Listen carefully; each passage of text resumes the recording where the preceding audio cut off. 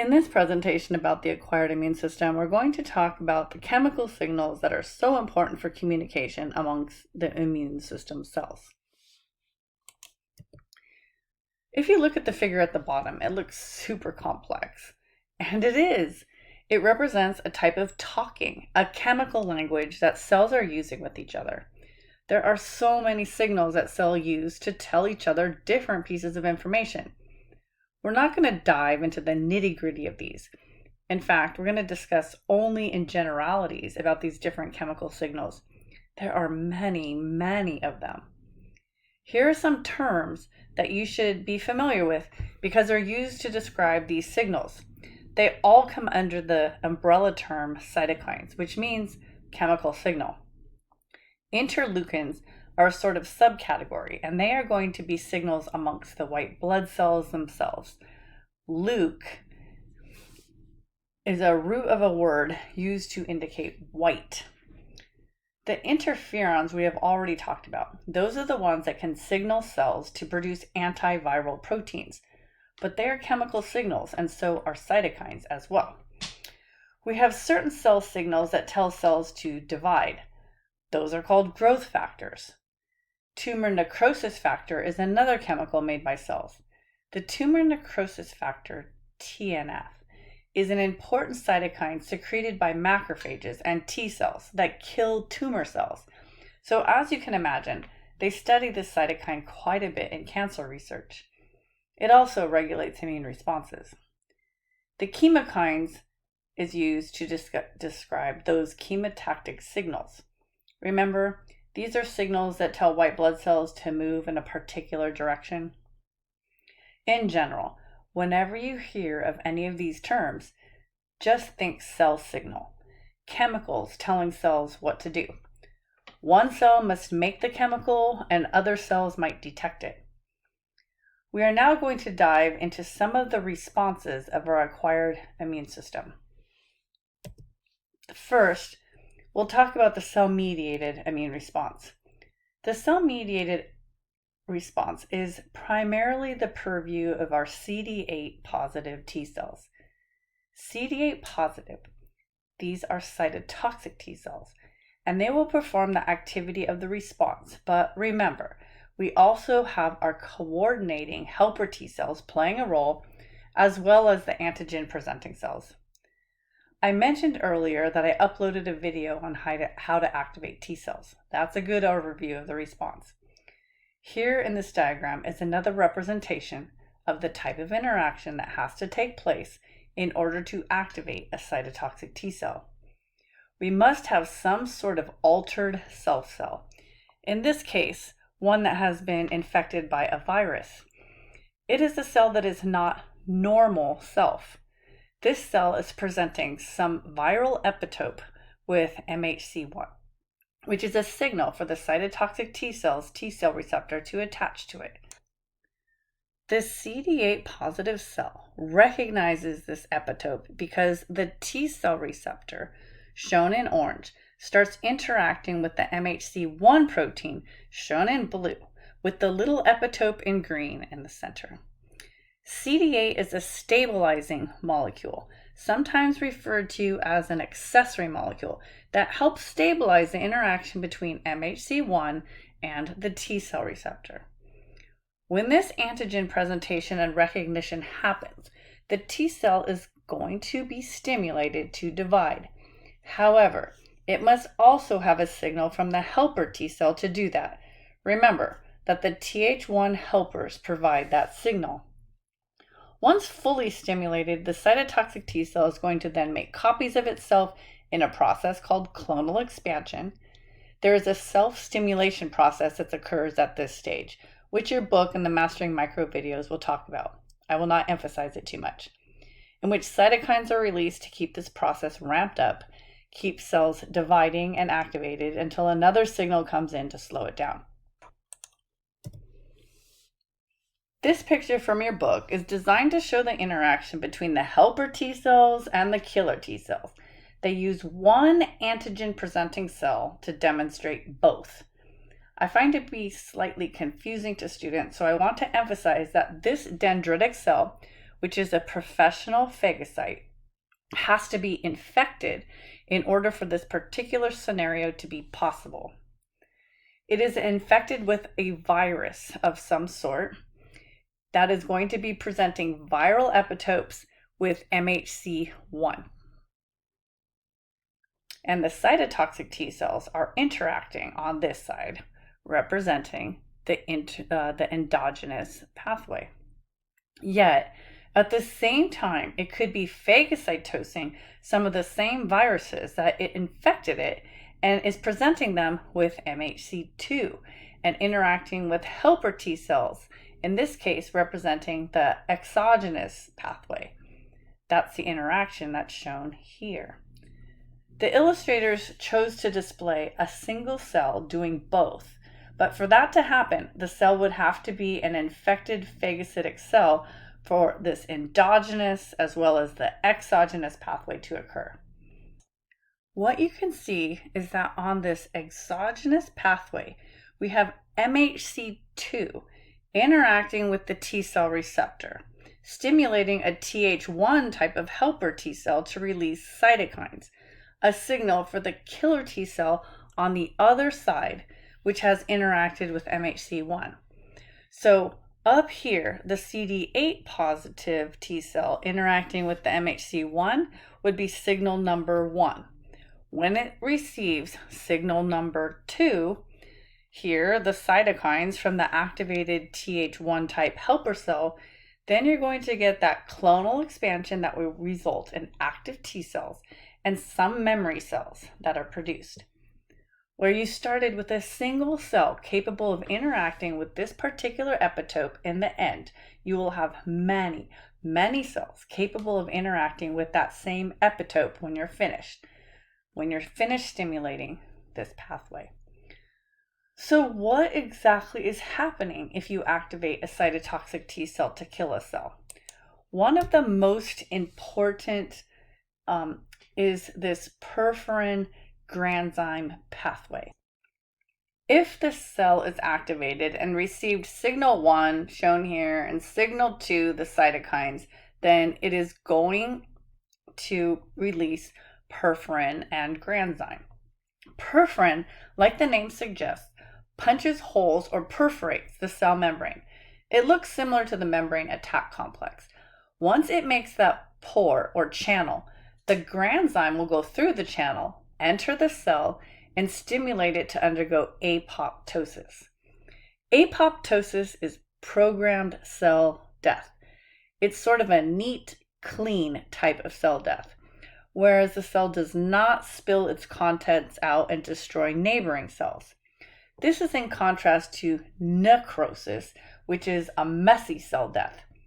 Viral lysis of a cell would produce necrosis, where the cell bursts and everything leaches out, and consequently you damage nearby cells because of toxic contents like lysosomes that are released. Apoptosis does not do that. There is another pathway that can be activated. It's called the CD5 pathway. We're not going to spend too much time on it, but essentially it also induces apoptosis when those cells interact.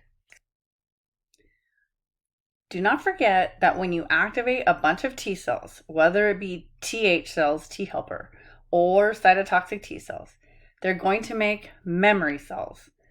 That means that some of those cells will hang around till the next time, capable of interacting with the same epitope.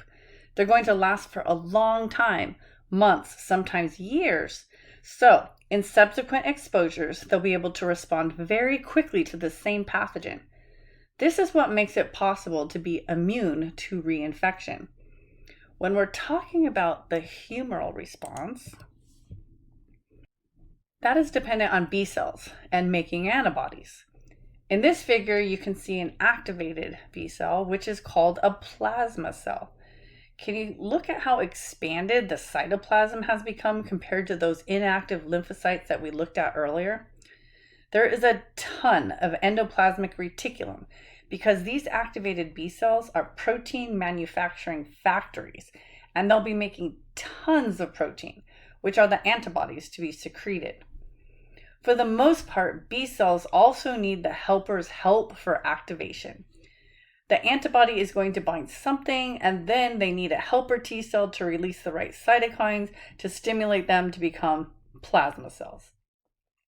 The figure that is shown over here is T helper independent type of response, which is not typical. It takes a specific type of antigen, and you can see what must happen for that to occur in this image. We have many of the B cell receptors on a B cell that are interacting with the epitopes that they need to be activated.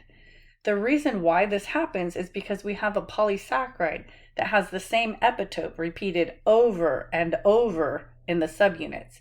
Each subunit can bind a receptor, so many receptors are activated at one time. If there's so much stimulation of the B cell receptors, that can overcome the need for Th2 type of cytokines. We can activate the B cell to undergo clonal expansion and secretion of the antibodies. Remember, B cells for the most part do need Th2 cytokines, but they can be overwhelmed with those epitopes and activate many receptors at once. If that's the case, then they will not need the extra stimulation of a helper T cell. This is just demonstrating the interaction between B cells and the helper type cells. We have T helper cells being stimulated up here, and we have B cells that are kind of hanging out, ready to be stimulated. They maybe have come in contact with their antigen, are waiting for a cell signal. They can get that cell signal by presenting their epitopes to helper T cells themselves. If you remember, B cells are also capable of presenting with MHC2. These little blue rods coming off of the B cells are presenting epitopes that maybe they phagocytosed when they first bound with their antibody. The antigen may have been internalized and then epitopes presented with MHC2. So we have this B cell presenting an epitope that the helper T cell now recognizes. The helper T cell then produces and secretes the Th2 type of cytokines to stimulate the B cell. Now we get plasma cells and memory cells that are going to result from that clonal expansion. We see that antibodies that are being produced down at the bottom. The typical path for activating a B cell to make antibodies is 1, a B cell first interacts with the antigen, and 2, the cell then presents the antigen with MHC2. 3, the cell gets help from a helper T cell in order to undergo 4, clonal expansion and secrete antibodies and become memory cells. Well, what is memory exactly? This is showing the response in our blood by measuring the concentration of antibodies. If you think about this, instead of putting tetanus toxoid down here, maybe it's COVID, SARS-CoV-2 based vaccine. You can substitute any antigen and the response will be similar. You have an initial encounter with an antigen, and then there'll be a lag period.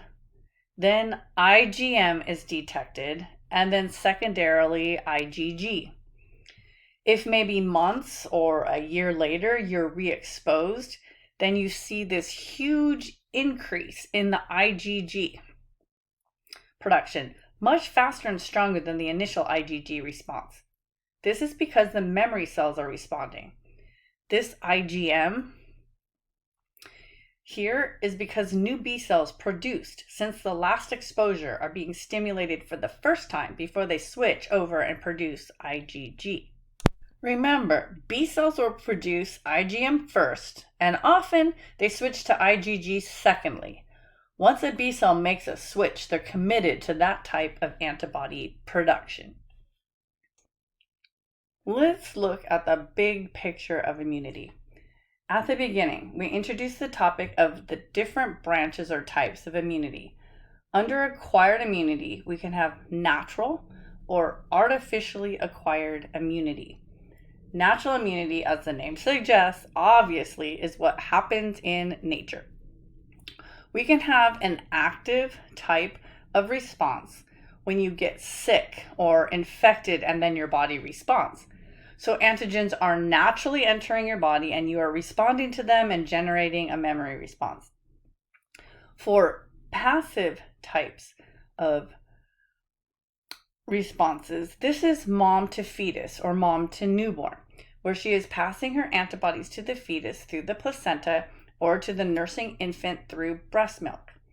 Passive types of responses do not last because you're passing protein antibodies to the individual, and proteins are going to be broken down over time. The individual has no memory response on how to make those antibodies themselves. So passive production, passive immunity, is temporary, whereas active immunity has memory. You will only get to be truly immune to a reinfection with an active type of response. Artificially acquired immunity is something that is generated with modern medicine. Active response can be stimulated by vaccinations. Vaccines will show the epitopes to your appropriate cell types, and then the immune system will respond and generate memory responses. This is the idea behind a vaccine. We want to stimulate the memory response so that our immune system will remember how to respond to that particular pathogen should we come in contact with the real deal in the future. Passive protection, though, is temporary relief. This is going to occur in instances, for example, when you or your dog gets bitten by a snake and they give you antivenom. Antivenom is neutralizing antibodies against the snake toxin. Or if you've been exposed to the organism that causes tetanus and you're starting to exhibit some symptoms, they will give you anti-tetanus antibodies as part of that treatment. Other instances where this passive protection is used, for example, is when somebody's born without a functioning immune system. They can be given antibodies pooled from individuals in the population. These antibodies provide a good measure of protection against common infections. Again, this is passive and temporary because the antibodies degrade and the protection will decrease over time. You're not going to have a response that's long-lasting. More antibodies have to be given to keep the protection. If it's a long-lasting need, like in the case of an individual without a functioning immune system, they're going to have to keep coming back every few weeks and get a new injection of antibodies to help protect them against multiple infectious organisms. This is a visual of these concepts. For naturally acquired immunity, here, this little boy with chickenpox. You know that infection is going to get cleared and we will have some immunity to chickenpox after that. Whereas mom is passing on her antibodies to a newborn through breast milk, and that is passive. Artificially acquired immunity, vaccination, here is probably the oral polio vaccine being administered. So this individual will have active acquired immunity to the artificially made vaccine, but they will have generated memory against the polio. Whereas if you need a quick protection against something like snake venom or against the tetanus toxin, you get an antivenom, which is just antibodies to the venom, or the toxin, antitoxin, administered to give you short-term protection. There is treatment that is being administered to some individuals with COVID-19. With this treatment, serum is being taken from convalescing individuals and given to patients that are suffering from the disease at the moment. So they're taking antibodies made by the people that have had COVID-19 and recovered, and the healthcare professionals are going to give that to people that are really sick in hope of improving their situation, hoping that neutralizing antibodies will begin to clear the infection and allow people to recover. There's evidence that it helps in some, but not all cases. This has been tried in really sick individuals, so it's no surprise that maybe it's not going to help all of those people because they may be too far along in that disease process to recover by just giving antibodies. Now you understand what they're doing with passive protection in an artificial manner by giving that serum to individuals. This is a good place to end. We will finish with an overview of the immune system on the last video.